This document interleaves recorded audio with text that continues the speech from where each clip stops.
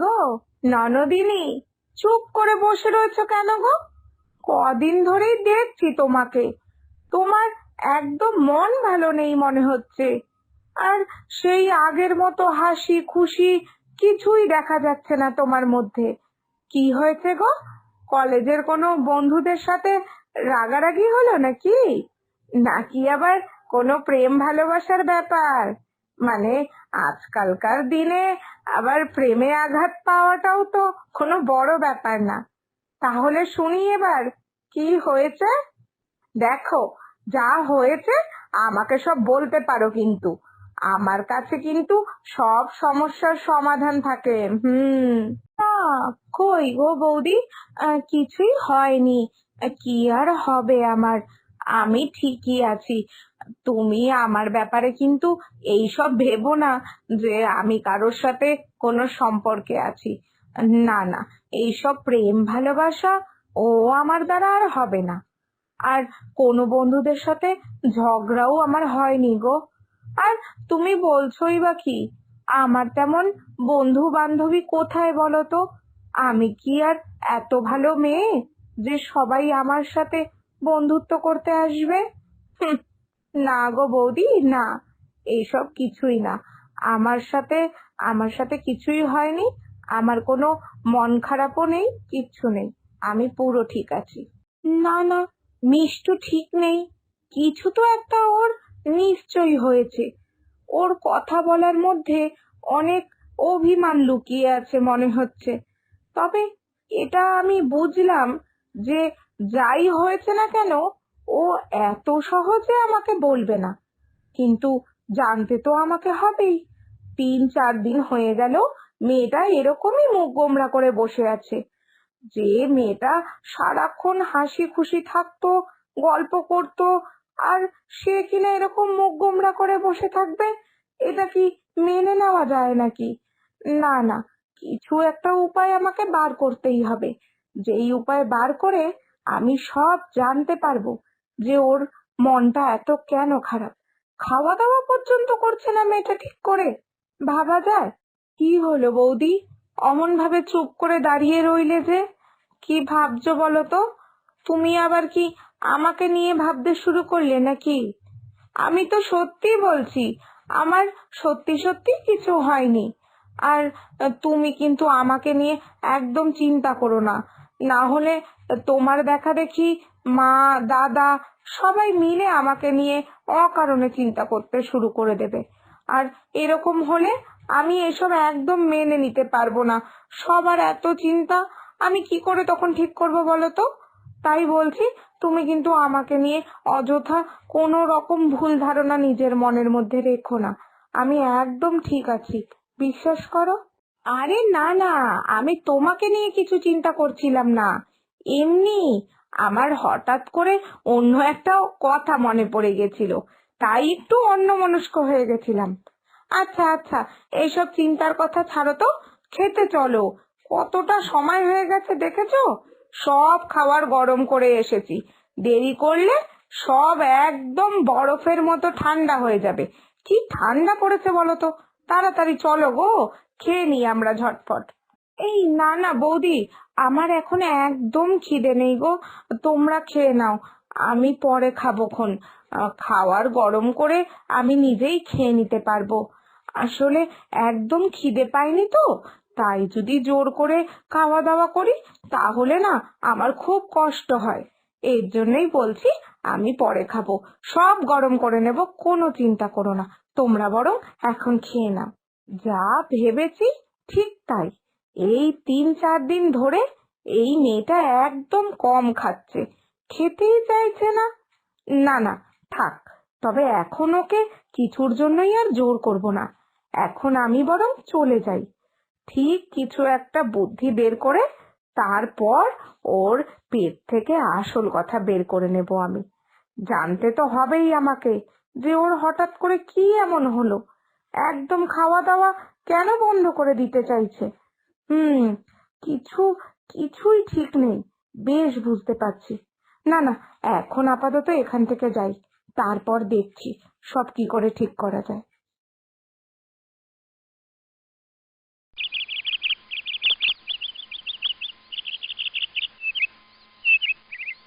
গো মিষ্টু, নতুন বছর তো চলেই আসলো। কালকে থেকেই নতুন বছর। এই বছরে তাহলে কি প্ল্যান তোমার? বছরের প্রথম দিন তোমার কলেজের বন্ধুদের সাথে কোথাও ঘুরতে যাবে নাকি? আমিও জানো তো, বিয়ের আগে এই বছরের প্রথম দিনটা ঘুরতে যেতাম, কিন্তু দেখো এখন তো সবাই সবার মতো ব্যস্ত হয়ে গেছে নিজের নিজের জীবনে, আর একসাথে বেরোনোই হয় না। দেখি, তোমার দাদাকে তো বললাম যাতে আমাদেরকে একটু ঘুরতে নিয়ে যায়। তোমার দাদা যদি তাও না বেরোয়, তাহলে আমি মায়ের সাথেই বেরিয়ে যাব, অন্তত কোথাও গিয়ে একটা পুজো দিয়ে আসবো। তাহলে বলো এবার, আমার প্ল্যান তো আমি বলেই দিলাম। তুমি কোথায় যাচ্ছো? পিকনিকে নাকি এমনি কোনো পার্কে ঘুরতে যাচ্ছো বন্ধুদের সাথে? কিছুই না। কি আবার প্ল্যান কালকের জন্য? আমি কোথাওই বেরোবো না গো বৌদি। নতুন বছর দিয়ে আর কি বা করবো বলো তো? পুরনো কিছু তো আর পাল্টানো যাবে না। তাই নতুন বছরের আলাদা করে আমার কোনো প্ল্যানই নেই। তবে ভালো, তুমি আর দাদা মাকেও সাথে নিয়ে যাও। সবাই মিলে গিয়ে ঘুরে আসো কোথাও, মন্দিরে পুজো দিয়ে তারপর না হয় অন্য জায়গায় ঘুরে এসো। দাদাও তো ছুটিই পায় না, তোমাদের কারোরই তো তেমন বেরোনো হয় না। তাই বলছি, ভালোই হলো কালকের দিনটা তোমরা সবাই মিলে ঘুরতে যাও। আহা হা গো, আমরা সবাই ঘুরতে বেরোবো আর তুমি ঘরে বসে বসে কি করবে শুনি? কলেজের বন্ধুদের সাথে বেরোবে না, আমাদের সাথে বেরোবে না? এই, তোমার কি হয়েছেটা কি বলো তো? দেখো, আমি তো তোমার দিদির মতনই, তাই না? যদি তুমি আমাকে তোমার মনের কথা না বলো, তাহলে কিন্তু আমি সত্যি সত্যি খুব কষ্ট পাবো, আর বুঝে যাব যে তুমি আমাকে একদম তোমার নিজের মানুষ ভাবো না। আর হ্যাঁ, এটা তো বলোই না যে তোমার কিছু হয়নি। তোমার যে কিছু হয়েছে এটা আমি জানি, আর এটা বোঝার মতো বুদ্ধি আমার আছে। বলো না মিষ্টু, আর কতবার জিজ্ঞেস করব তোমাকে? বলো না কি হয়েছে। মনের কথা বললে মন হালকা হয় জানো তো। তুমি এতবার করে যখন বলছো বৌদি, তোমার কাছে আর কিছু লুকাবো না। এমনিও দাদা তো আমার পড়াশোনার এত খরচা দেয়, তাই না? তুমি তো আমার বৌদি, তাই তোমারও তো অধিকার আছে সব জানার। আমি বলছি, সবটাই বলছি। সত্যি কথা বলতে বৌদি, আমার অনেক বড় একটা ভুল হয়ে গেছে। আমি পড়াশোনা তেমন একটা করিনি পুরো ফার্স্ট ইয়ারটা। সবাই বলেছিল কলেজে তেমন একটা পড়াশোনার চাপ থাকে না, এমনি পাশ করা খুব সহজ। তাই আমিও ভেবেছিলাম আমাকে বেশি পড়াশোনা করতে লাগবে না, কিন্তু লাস্টের যে পরীক্ষাটা দিলাম ওটার রেজাল্ট খুব খারাপ হয়েছে গো, খুবই খারাপ। এখন আমি কি করব কিচ্ছু বুঝতে পারছি না। সামনেই আবার ফার্স্ট ইয়ারের ফাইনালটা আসছে, আর আমি তো কিচ্ছু সিলেবাস শেষ করতে পারিনি।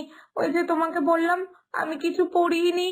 কিন্তু এখন কি করে তাহলে ফার্স্ট ইয়ারে ভালো রেজাল্ট করব? পুরনো নাম্বার যা পেয়েছি ওটা দেখে তো মনে হচ্ছে আমার পাশ করাটাই মুশকিল হয়ে যাবে ফার্স্ট ইয়ারে। কিচ্ছু পড়া হয়নি, সিলেবাস সব বাকি। দাদার টাকাগুলো আমি এইভাবে নষ্ট করতে চাইনি বৌদি, বিশ্বাস করো। আমার খুব কষ্ট হচ্ছে ভিতরে ভিতরে। ও, তাহলে এই ব্যাপার। এর জন্যই তোমার এত মন খারাপ, তাই তো? যে 1 বছর তোমার পড়াশোনা তেমন হয়নি, রেজাল্ট ভালো করতে পারোনি, আর এখন কদিন পরে সিলেবাসও শেষ করতে পারবে না। তাই ফার্স্ট ইয়ারের ফাইনাল পরীক্ষাটায় ফেল করতে পারো, তাই তো? হুম, সবটাই বুঝলাম। দেখো মিষ্টু, যা হয়েছে হয়ে গেছে। এখন তুমি তোমার মতো করে চেষ্টা করো, দেখবে সব ঠিক হবে। তুমি যে নিজের ভুলটা বুঝতে পেরেছো, এটাই তো অনেক। বোকা মেয়ে একটা। কালকে নতুন বছর, তাই নতুন বছরে নতুন করে প্রতিশ্রুতি নাও যে খুব বেশি করে পড়াশোনা করবে, আর পুরনো যা ভুল করেছো সব ঠিক করে নেবে। তাহলেই দেখবে সব ঠিক করতে পারছো। না বৌদি না, তুমি বুঝতে পারছো না। সব ভুল এত সহজে শুধরানো যায় না। আমি যতই পড়ি না কেন, আমার বাজে রেজাল্টটা ঠিক করতে তো পারবো না। আর নাই ফার্স্ট ইয়ারের ফাইনালটায় ভালো রেজাল্ট করতে পারবো। কেন কি, সিলেবাসটাই তো আমি শেষ করতে পারবো না। আর ওইদিকে এই ফার্স্ট ইয়ারের রেজাল্ট সব কিছুর সাথে যোগ হবে। আর তুমি ভাবো তাহলে, আমি তো সেই পিছিয়েই গেলাম, তাই না? সব শেষ করে দিয়েছি গো বৌদি, আমি নিজের হাতে সব শেষ করে দিয়েছি। তুমি কিচ্ছু বুঝতে পারছো না। আরে না না, কিছুই শেষ হয়নি, তুমি বুঝতে পারছো না। আচ্ছা, তুমি আমার কথা বিশ্বাস করো, এইভাবে কিছুই শেষ হয় না।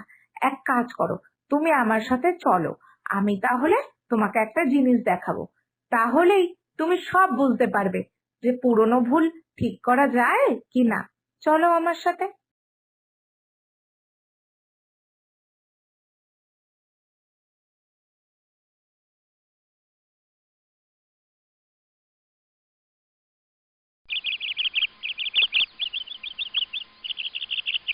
এই দেখো, এই জলে আমি এতটা নুন দিয়ে দিলাম, তার মানে এখন এই জলটা পুরো নোনতা হয়ে গেল, তাই তো? এবার যদি আমি তোমাকে বলি এই জল থেকে নুনটা কমিয়ে নাও বা নুনটা সরিয়ে নাও, তাহলে তুমি পারবে? এ মা, এটা আবার কেমন কথা? এরকম আবার হয় নাকি? নুনটা তো জলের সাথে মিশেই গেছে, তাহলে নুনটা কমাবো কি করে জল থেকে? এমনকি ছাঁকনি দিয়েও যে জল থেকে নুনকে ছেঁকে নেওয়া যায়, এরকম কথা তো আমার জানা নেই। না বৌদি, এটা তো একেবারেই অসম্ভব। না গো না, এটা সম্ভব।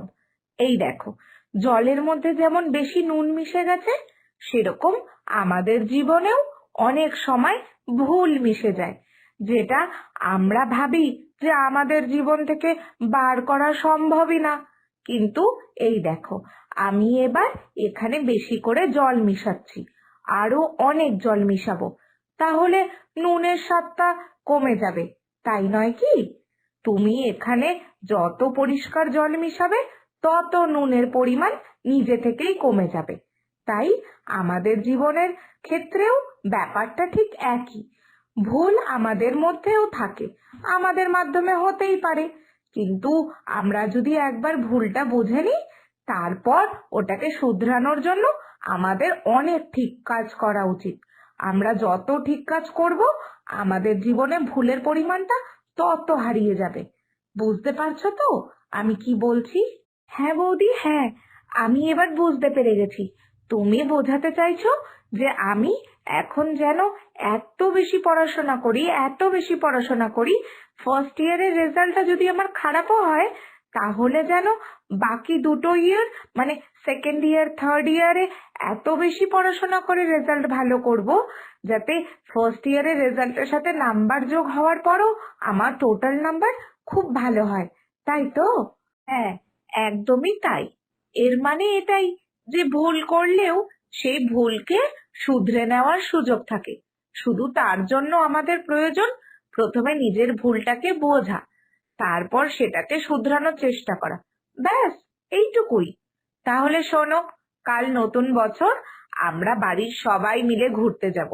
আর হ্যাঁ, সাথে কিন্তু তুমি তোমার মতো করে নতুন বছরের প্রতিশ্রুতি নেবে, যাতে আর কোনোদিনও কম পড়াশোনা না করো, সব সময় বেশি করে পড়াশোনা করে ভালো রেজাল্ট করো। বুঝতে পেরেছো?